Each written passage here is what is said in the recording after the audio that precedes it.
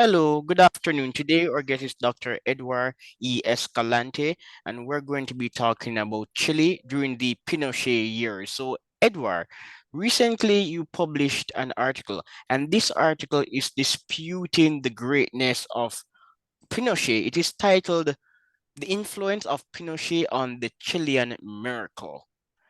And you are arguing that the impact of Augusto Pinochet on on the Chilean economy is a bit exaggerated. That's your argument. And it's an unusual argument because people are often positing the reverse.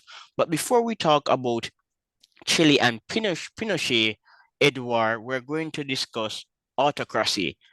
I read your piece, and the first paragraph cites Peter Becky. And Peter Becky claims that autocracies provide a more efficient mechanism to encourage development through their credible and binding commitment to limiting government predation. And Peter Becky is not the only person advocating this argument. So, Edward, autocracies, can they really promote growth? Well, I think it depends on the examples that you want to choose. I mean, the logic would say that autocracies do not have to deal with the delays and lags of the democratic process. And considering that if they decide to go for pro-growth policies, then they would be probably most effective to do it. But when you look at the examples of autocracies, those that are able to encourage economic growth are actually a very limited group. There is a paper, I believe, by Bill Easterly on this matter, on benevolent autocrats. And I think he makes a compelling argument to say that these examples are so limited that these stories do not entail a convincing evidence that autocracies will be beneficial for economic growth. You may choose the cases of Singapore or Hong Kong, but there are other variables that are relevant in those cases besides the autocratic political institutions that they have. So it is true that you may find a few examples where you will have some autocracies and some significant economic growth.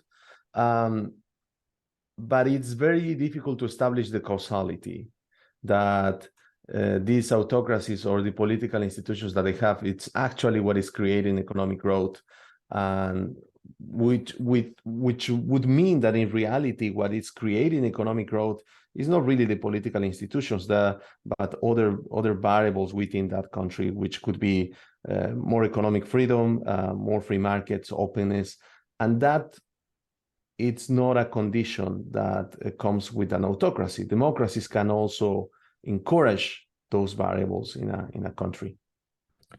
Edward, I think that this is the important question.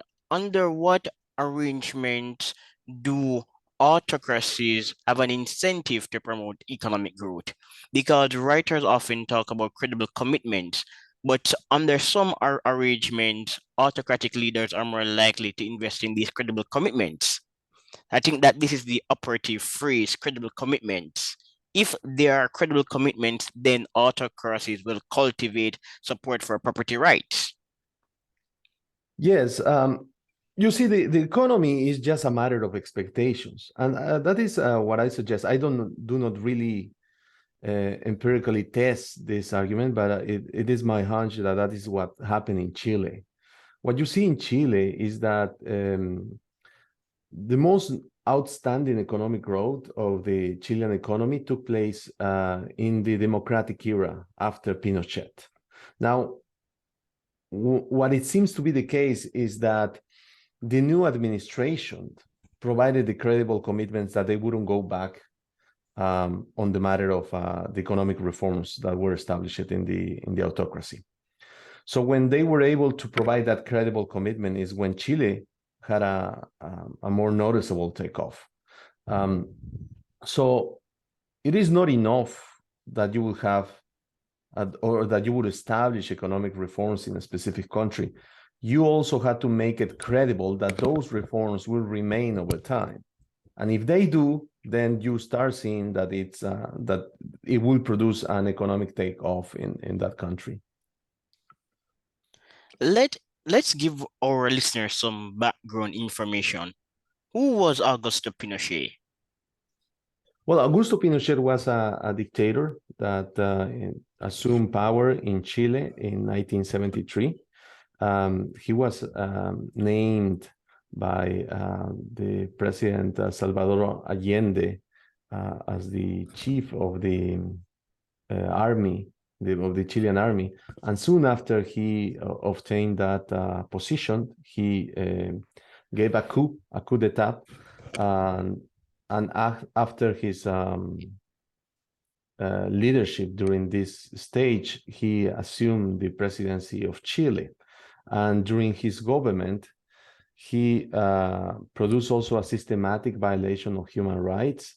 And at the same time, he established its own economic reforms. Now, these economic reforms didn't come really from ideas of Augusto Pinochet, but the economists and the people that were able to access the government and establish these reforms during this regime.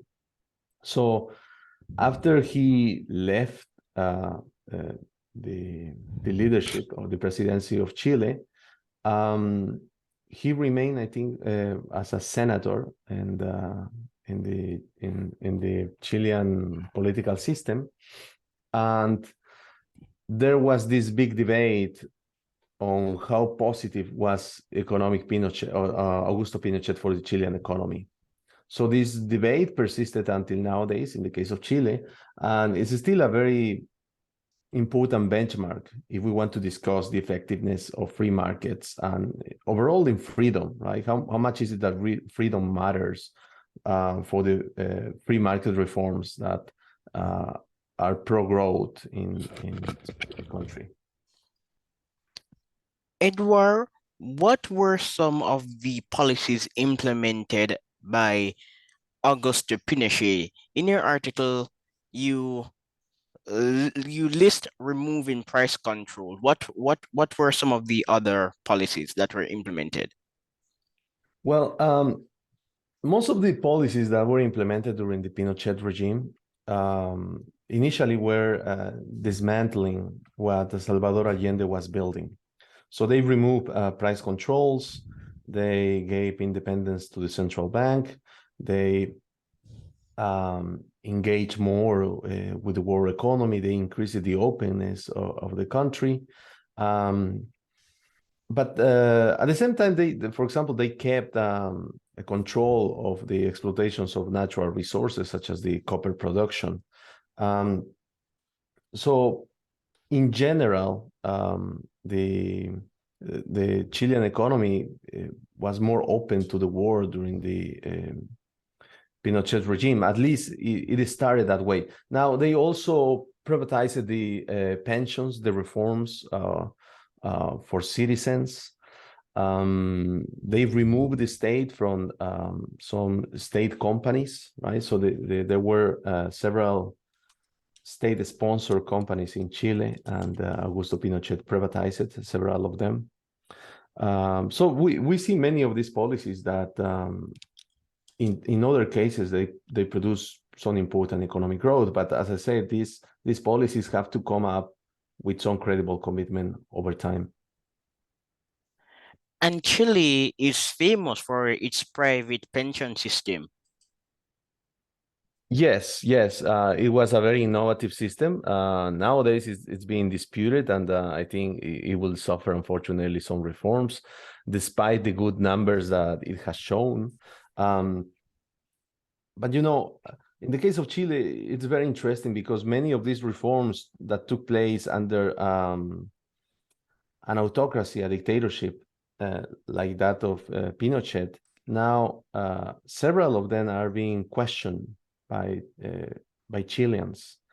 And the main criticism that they receive is because they were established during a dictatorship. So there is not really too much attention to the good results that they show. But I think it comes with a cost when you establish these regimes or these reforms by force. I think they lack some legitimacy, and that is what is pushing some people to try to change them. Did Chile did Pinochet preside over a more competitive labor market in Chile? You argue that under Pinochet's watch, barriers to work were reduced and the labor market became more flexible. Yeah, I mean that is just part of the reforms that Pinochet established. Yes, the labor market was more flexible when Pinochet assumed power. I mean, you have to see that the changes and the reforms that Pinochet established came after the administration of Salvador Allende, and Salvador Allende went in the complete opposite direction. Right? He established price controls. He made the government or the state the main, increased the role in the economy, granted different constitutional rights to the workers, and made those markets more rigid. So when Pinochet was dismantling all that apparatus, many of the initial reforms had to do with trying to remove all of that construction that was before the regime. Um, I mean, we can still discuss how effective is that, but or how innovative was that in Latin America. But uh, we had here two contrasting regimes that were very different to the context of Latin America those years, right? Because you have Salvador Allende, who was the first democratically socialist president elected in the war. And he went ahead with reforms that were also very different and very new, unprecedented in the case of Latin America. And then you have Pinochet, that by dismantling this apparatus also produced unprecedented reforms in Latin America. Edward, could you tell us about some of the reforms in healthcare and education? And I think that this component of the article is particularly important. You note reforms extended to healthcare and higher education by reducing bureaucracy and shifting subsidies from university to elementary and secondary schools. And I say that this last part is important because based on what I've read, most countries that experience rapid economic growth invested in elementary and secondary schools to build a springboard for university education. Yeah, I mean, I'm not an expert really on the education and the healthcare system in Chile. What I know or what I found in the evidence is that uh, um, Augusto Pinochet removed the relevance of the government in these two sectors. Now, it produced certain good outcomes, like the life expectancy, I believe, also extended in Chile um, after the reforms on the health system. Also, they uh, promoted private education more aggressively. Um, I'm not completely sure if at some point the Chilean economy decided to go with a private with vouchers. Probably they did. Um, but yeah, they show good outcomes on these two variables. At least not only after the Pinochet administration, but after the democracy in the 1990s. Dr. Escalante, where are you from? Are you from Chile? No, originally I'm from Peru. Oh, you're from Peru. Okay. Yeah. Okay, then I interviewed a writer with a somewhat intimate knowledge of Chile recently. I believe he's actually from Chile. I figured that you are from that part of the world. Edward, you are also an expert in the arena of violent studies, and Pinochet presided over a rather brutal regime. But why was it brutal? For those who are unfamiliar with that part of Chile's history, what did he do? What did he do in terms of Brutality, politically? yes, brutality. Why do people say that Pinochet was brutal? Did he kill people? Did he kidnap them? What did he do? Well, yeah, I mean, Pinochet was, or the dictators of Pinochet was one of the most brutal dictatorships in Latin America. And those days where Latin America was a place where you would find many dictatorships engaging in crimes and violation of human rights all across Latin America. But even within those dictatorships, the one by Pinochet was the most noticeable. Now, um, why there is a big debate on this matter? It's not really a big debate if Pinochet committed those crimes. The debate emerged as a result of the economic success that came with that kind of government. Now, what I would like your audience to understand is the conditions in which Pinochet assumed power, right? Because it has been argued that Salvador Allende, who was the president before Augusto Pinochet, was already violating the constitution in Chile. And because of that, there was an environment of great polarization during those days. And the Chilean army tried to explain and find the legitimacy on their actions based on a previous violation of the constitution by Salvador Allende. So Pinochet, when actually the coup was also very, very brutal. Salvador Allende dies in the actions that surround the coup d'etat. And then Pinochet assumes power and then decides to expel or kill anyone that would oppose the regime. Okay, so after the 1970s, you find a big wave of immigration of Chileans and political oppositors to Pinochet to other countries, especially in Europe and sometimes other countries in Latin America. So because of that, these reforms, these economic reforms were affected, or if you want, were affected by these violations of human rights. And that's why there is a big discussion on this matter.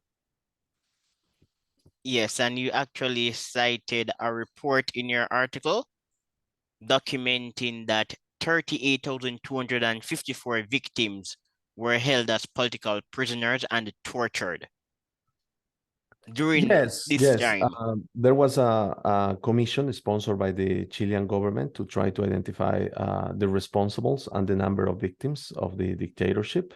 There were horrendous events. As I said, this was a systematic practice of the Chilean dictatorship. These violations took place even in public places like the football stadium in Chile, and many of these victims disappear or they didn't find the remainings. It was indeed a brutal dictatorship, no doubt about it. Now we're going to talk about your results. So the conclusion is that the effects of of Pinochet's time in office in Chile were exaggerated. These are your results, and I want to start with GDP per capita. So, what did you find for GDP per capita in Chile?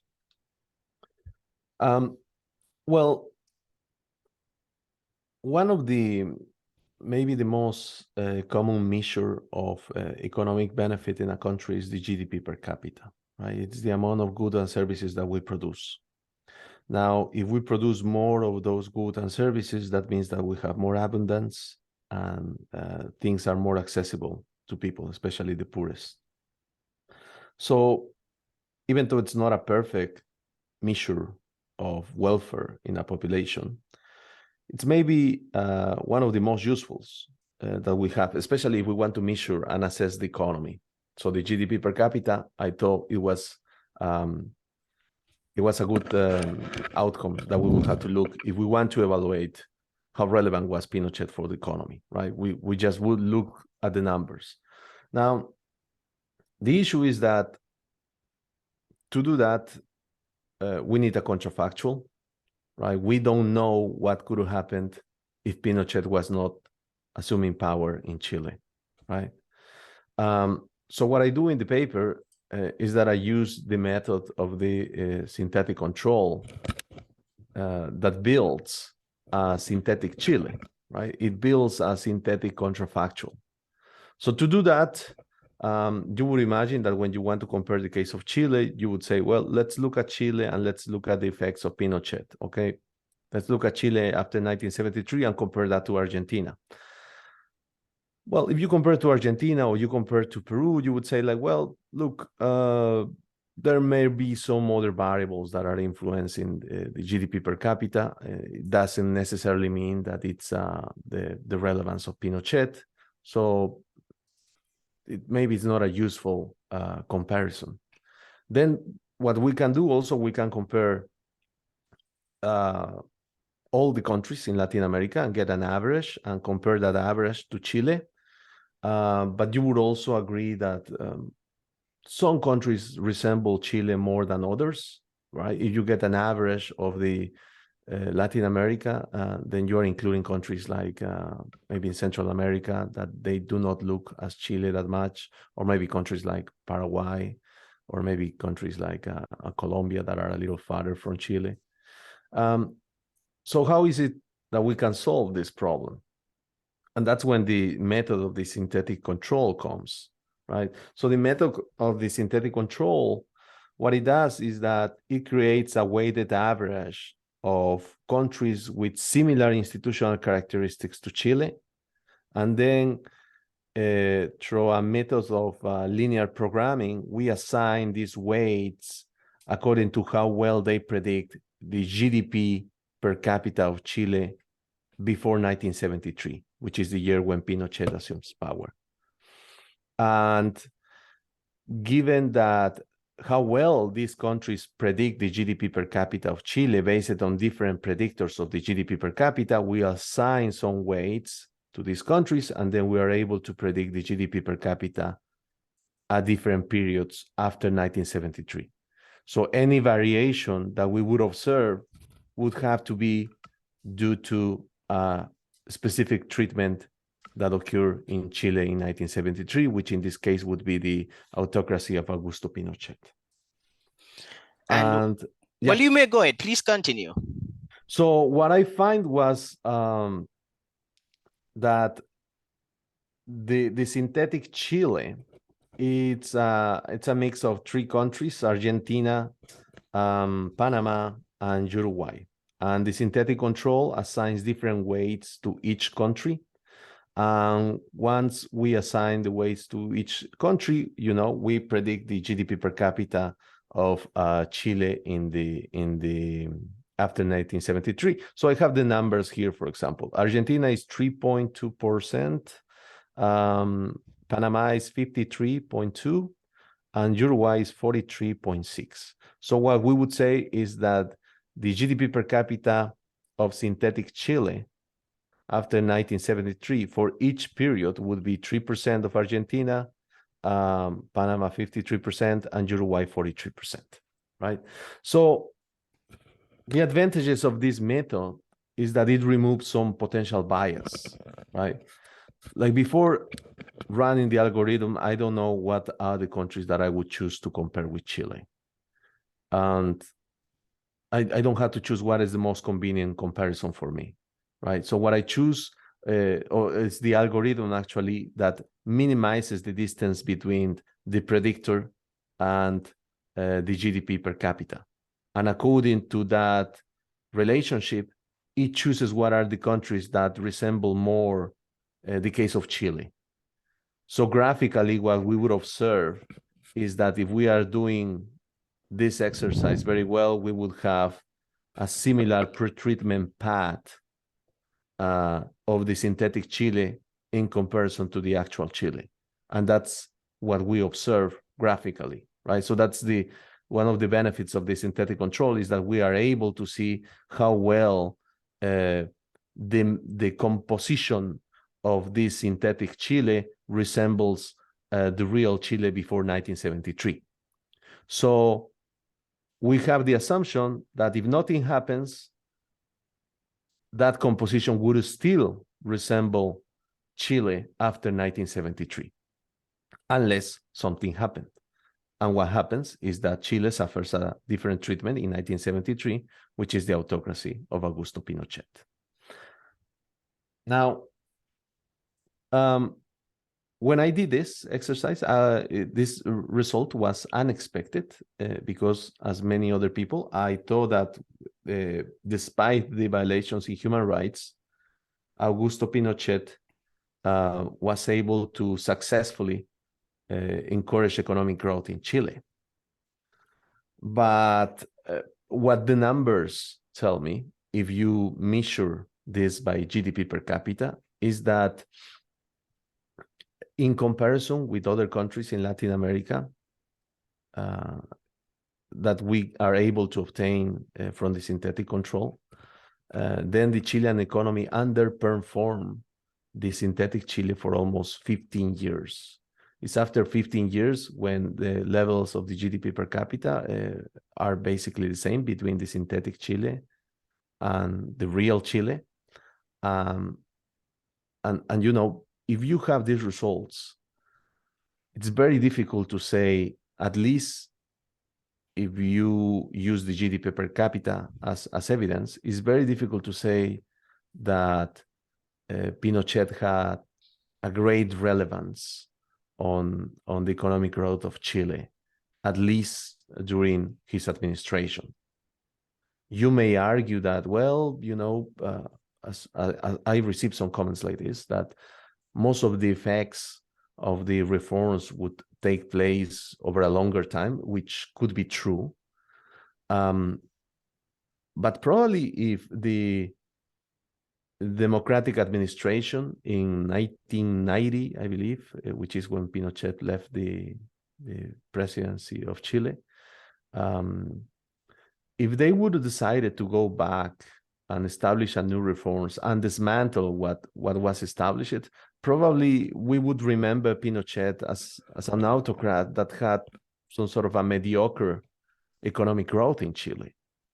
So ironically, I think the positive understanding that people have about the role of Pinochet on the Chilean economy came as a result of the great economic growth that Chile had after the dictatorship of Augusto Pinochet. And that's what the numbers are telling me, right? Because the good thing about the synthetic control is that it removes the bias, the potential bias of the researcher, right? If I want to look at what are good predictors of the GDP per capita, that's probably a little arbitrary. I had to choose those predictors. I chose, as I reported in the paper, some schooling variables, population, and I think openness to trade. And of course, the best predictor of future GDP per capita is the current GDP per capita. So I pick up some certain years of GDP per capita. So what the synthetic control is, it looks at all the countries that have these variables, and it looks at the real Chile. And then it chooses those countries that best resemble the relationship between those predictors and the real GDP per capita. And according to that relationship, it assigns weights to that specific country, right? So there is not really a way for me to choose the countries that best resemble Chile in the pre-treatment period. It is just what the linear programming is telling me, that Panama, Uruguay, and Argentina were the ones that were closer to Chile according to these predictors. And then we would look at the prediction that they have of the GDP per capita of the future. So I'm not saying that Pinochet was unimportant. What the numbers are telling me is that probably that great influence that people grants to Pinochet on the economic growth is a little exaggerated, and we will probably have to discuss a little. We need to have a deeper conversation of what is really what triggers economic growth, especially in a historical perspective. All right, great explanation. Thanks for showing up. Well, not just me, but all of us. I'm sure we enjoyed your discussion and analysis. Thanks again for showing up, Dr. Edward Escalante. It was a pleasure speaking with you. Oh, well, thank you very much, Lifton, for this interview. It's a great opportunity to try to show my work, so I appreciate it very much. Yes, the pleasure belongs to me because your work is already online and I'm sure people always read it. But when you come on my show, we get more people. So it's really my pleasure. Okay, Yeah, well, because thank you're you. already a eminent academic. I'm familiar with it. With where do you're affiliated to an institution? What's the name of the Free Market Institute? I read it sometimes. Yes, yes, I belong to the Free Market Institute at Angelo State University. Yes. We are a research center, and we are also building an economics major here at Angelo State University, based in Texas. We do have events and we produce research, and this is the kind of research that we produce. So it's really a very exciting and stimulating environment that we have here. And of course, we welcome students from any part in the world. We will be very happy to teach them here economics, and that's what we're trying to do. All right. Thanks again. Bye. Bye. Thank you very much.